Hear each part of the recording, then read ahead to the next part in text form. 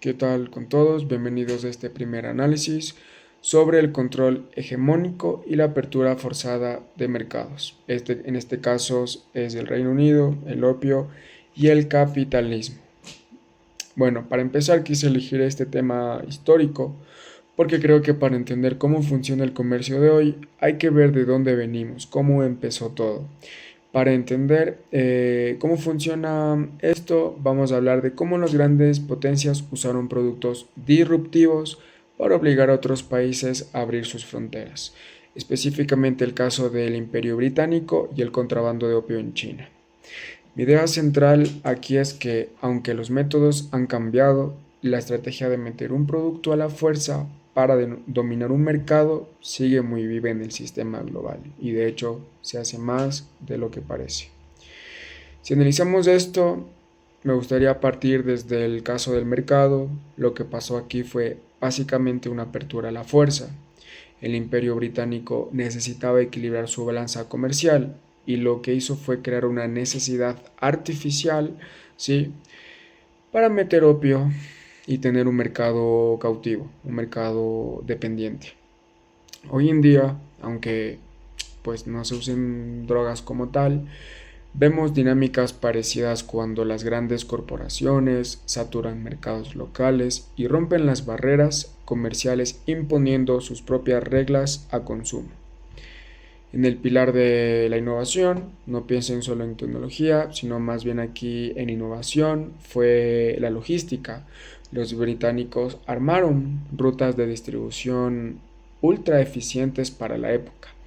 Fue una versión temprana de lo que hoy conocemos como cadenas de suministro transnacionales, buscando siempre cómo gastar menos y cómo ganar más. Y por otro lado, el desarrollo. En este caso, es el ejemplo perfecto de desarrollo desigual. Mientras el Reino Unido se llenaba de plata y crecía, la sociedad y la economía de China pues se debilitaban. Esto nos demuestra la cara más cruda de la internacionalización. A veces el crecimiento de un país se da a costa de la soberanía y el bienestar de otro. Bueno, un debate que, si se fijan, sigue muy vigente hoy en día. Para último, quisiera concluir que conocer esta historia, ¿sí?, nos ayuda a identificar cuando las potencias de hoy usan tácticas de monopolio parecidas. Como futuros profesionales, nuestro reto es diseñar estrategias de competitividad que no solo sirvan para vender afuera, sino que también protejan la economía local de estas presiones externas. Gracias. Bien, para este segundo análisis nos venimos al presente para hablar sobre la geopolítica de la inversión, más específicamente China en América Latina, ¿sí? Bueno, el mapa del comercio se está rediseñando, como sabemos, por completo. Mi planteamiento aquí es que China no solo está prestando plata o invirtiendo, sino que está aplicando una estrategia de internacionalización súper agresiva, que está cambiando la tecnología y la infraestructura de nuestra región, poniéndole cara directamente a la influencia histórica de Estados Unidos. Vamos a desglosarlo con lo que lo que sabemos del comercio exterior. Si hablamos de mercado, lo que vemos es una llegada enorme de inversión extranjera directa hacia sectores clave, como puede ser la minería, la energía y las telecomunicaciones. Y en países gigantes como Brasil o México, China se está vendiendo como el socio ideal frente a los bancos tradicionales de Occidente. Esto cambia las reglas del juego, de la oferta, tanto como de la demanda, creando un intercambio directo donde nosotros les damos materias primas y ellos nos construyen infraestructura, por así decirlo. Por el lado de la innovación, la jugada de China viene con transferencia tecnológica. No construyen por construir, están metiendo redes de fibra óptica, conectividad digital y tecnología 5G. Esto genera una disrupción tremenda porque moderniza de golpe las cadenas de suministro de la región. Aunque claro, también abre el debate sobre qué tan seguros estamos con nuestros datos con tecnología de afuera. Finalmente, en el pilar de desarrollo, la cosa tiene dos caras. Por un lado, es positivo porque estos megaproyectos reactivan la economía y generan bastante empleo, pero por el otro lado corremos el riesgo de caer en una nueva dependencia o neocolonialismo en que los gobiernos de la región tienen que saber negociar para atraer este capital sin descuidar la competitividad de las empresas nacionales, de las empresas locales. Para cualquiera que sepa el tema, esto es como ver se podría decir, una partida de ajedrez. Tenemos que entender que las cadenas de suministro en Latinoamérica van a depender cada vez más de estándares chinos.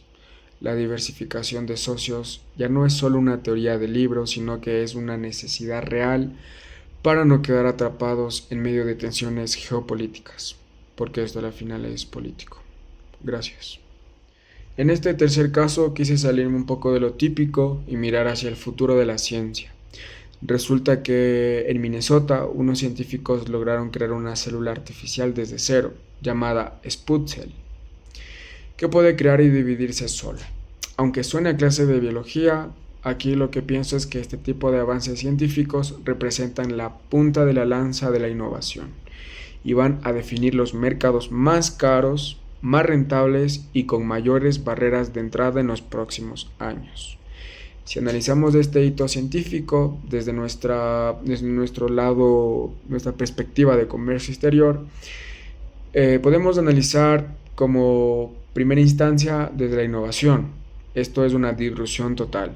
Sí, no estamos hablando de mejorar un producto que ya existe. Están creando componentes biológicos desde cero. Pero hay un detalle interesante. Esta célula no es 100% independiente. Necesita prestadas, por así decirlo, otras partes de otras bacterias para funcionar. Es como una cadena de suministro que, por más moderna que sea, sigue dependiendo de insumos clave de terceros. En cuanto al mercado, la posibilidad de comercializar vida artificial va a abrir nichos de mercado bastante gigantes, tanto en la medicina como en la agricultura y en la industria de alimentos. El problema va a estar en las barreras regulatorias y de propiedad intelectual. Patentar organismos vivos va a cambiar por completo las leyes del comercio exterior y la ética también del consumidor internacional. Y si vemos el desarrollo, los países que dominen esta tecnología van a dar un salto económico impresionante. Pero esto nos obliga a pensar en la sostenibilidad y la ética de los avances, de estos avances, por ejemplo, ¿de quién van a ser estas patentes? La competitividad de las naciones en el futuro va a depender directamente de cuánto inviertan hoy en investigación y desarrollo. Mi conclusión en este caso es que, aunque la innovación siempre va un paso adelante de las leyes, en el futuro los negociadores internacionales no solo van a vender, por así decirlo, contenedores de ropa o tecnología, sino también material biológico patentado. Tenemos que estar listos para enfrentar un entorno comercial nuevo, donde las leyes internacionales y la ética van a chocar constantemente. Gracias. Bien, para el cuarto análisis, hablemos de lo que hoy mueve el mundo, la información. Hay un video súper interesante que explica que los satélites GPS en realidad no nos rastrean de forma directa, sino más bien que nuestros celulares y las apps hacen la triangulación y mandan estos datos a servidores de empresas. Mi idea clave aquí es que el verdadero negocio global hoy no está solo en mover productos físicos, sino en comercializar con el Big Data, combinando por completo las reglas de privacidad y competitividad a nivel del mundo, a nivel mundial. Llevando a esto desde el punto de vista del comercio exterior, podemos analizar primero la innovación. La disrupción aquí está en cómo las empresas han descentralizado el rastreo. Poder triangular datos de ubicación en tiempo real les permite a las empresas de logística optimizar al máximo la cadena de suministro.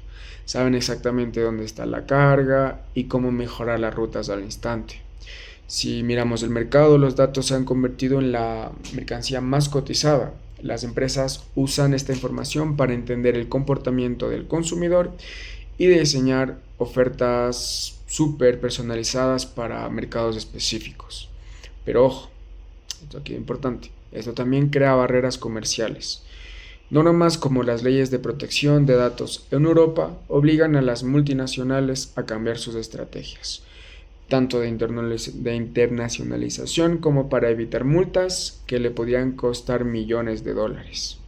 Por otro lado, el desarrollo, la economía digital impulsa muchísimo el crecimiento de los países, pero nos pone un reto enorme en cuanto a la sostenibilidad social. Hoy, la competitividad de un país no solo se mide en puertos o carreteras, sino en capacidad para procesar datos, lo que exige una constante transferencia tecnológica, pero a la vez deja expuestos los datos de los usuarios en un mercado global que casi no tienen control. Bien, como mi aporte para nosotros los de comercio exterior, sabemos que la trazabilidad por GPS y redes es una herramienta genial, innovadora, súper chévere, pero peligrosa.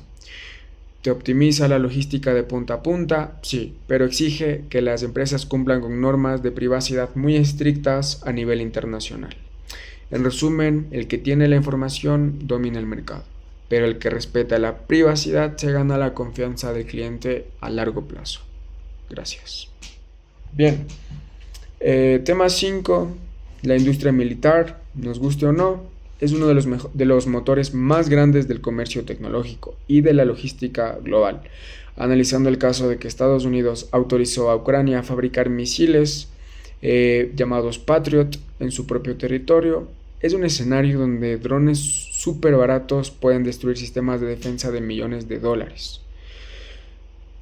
Llegué a una conclusión clara: la logística y las cadenas de suministro tradicionales están sufriendo una disrupción total, obligando a los países a mudar sus fábricas cerca de donde está el conflicto.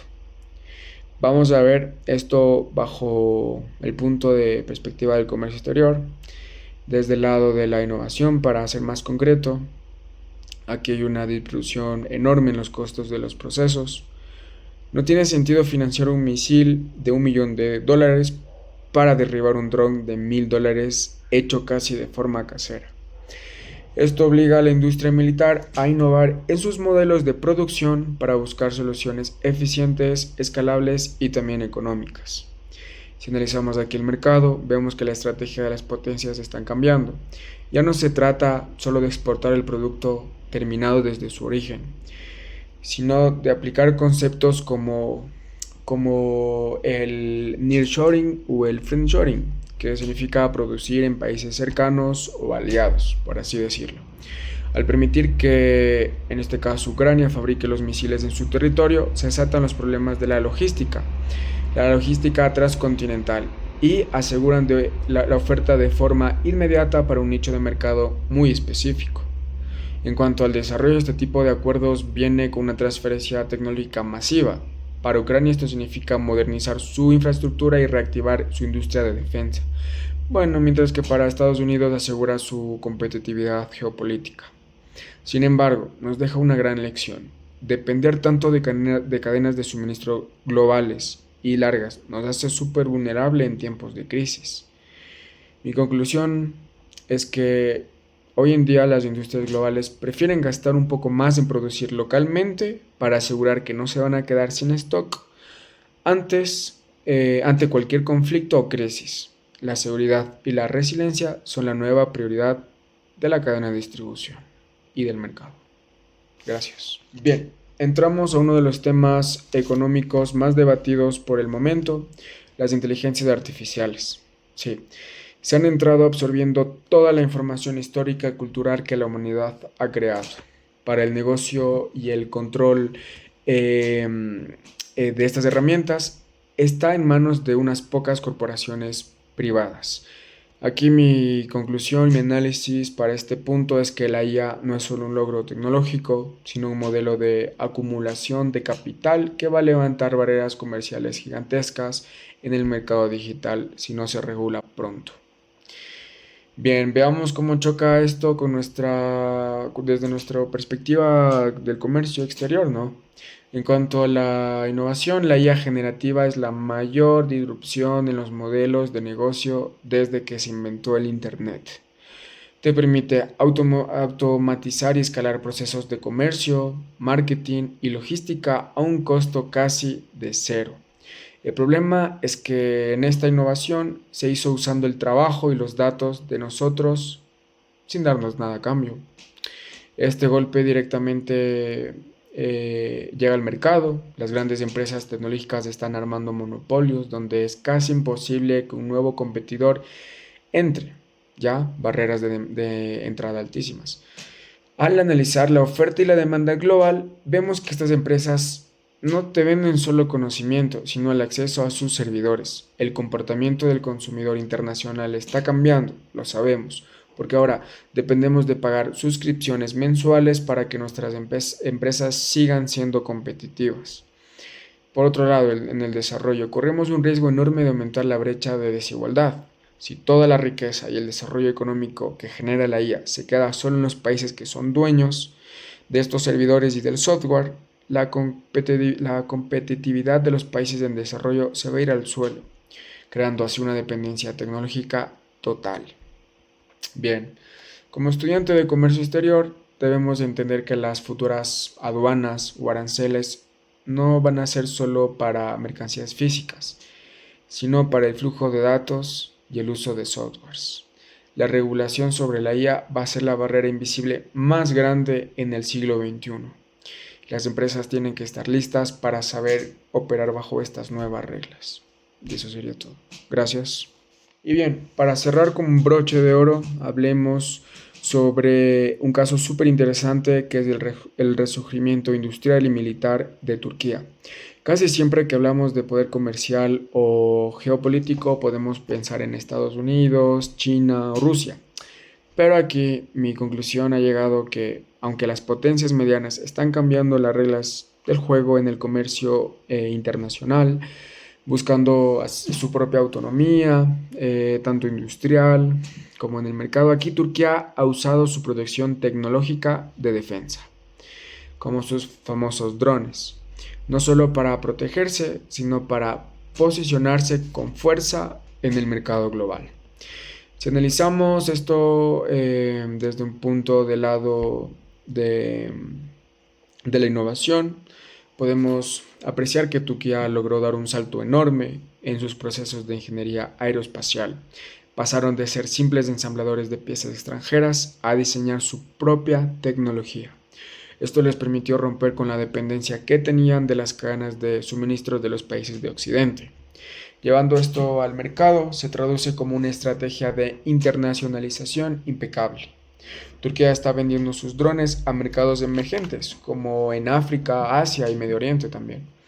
Encontraron un nicho de mercado ideal, países que necesitan tecnología de alta calidad, pero que quieren evitar las trabas políticas y, obviamente, las altas barreras comerciales que imponen las potencias tradicionales. Su oferta se vuelve súper atractiva por el precio y porque no te ponen condiciones políticas para venderte. Así es. Finalmente, en el pilar de desarrollo, vemos cómo el apoyo del Estado a la industria local genera un crecimiento económico real. Mediante la transferencia tecnológica, esta industria mejoró la competitividad de Turquía, la volvió más sostenible porque producen lo suyo y cambió por completo su papel dentro de la globalización. Pasaron de ser compradores a ser una potencia exportadora en su región. Mi conclusión y aporte en este análisis es que el caso de Turquía nos enseña que en los negocios internacionales de hoy la soberanía tecnológica es la mejor ventaja competitiva que se puede tener. Las empresas y países que logran dominar su propia innovación tecnológica no solo ganan clientes o conquistan mercados, sino que ganan el poder de negociar bajo sus propios términos, sus propias reglas, sus propias normas en el escenario global. Como les comentaba, como si fuese un juego de ajedrez. Eso sería todo por mi parte. Espero que se haya entendido lo que quise transmitir y que igual nosotros individualmente innovemos y sigamos para adelante. Muchas gracias.